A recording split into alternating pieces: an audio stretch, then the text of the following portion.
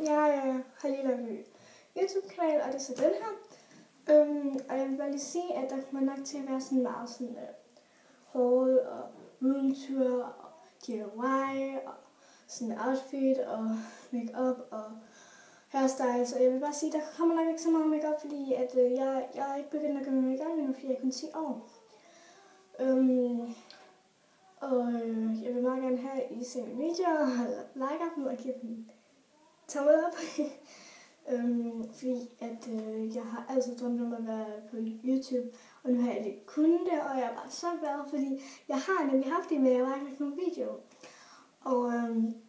Og så har jeg endelig kunnet det, fordi så fandt jeg så ud af, at man bare kunne skrive sine mails, og bla bla bla.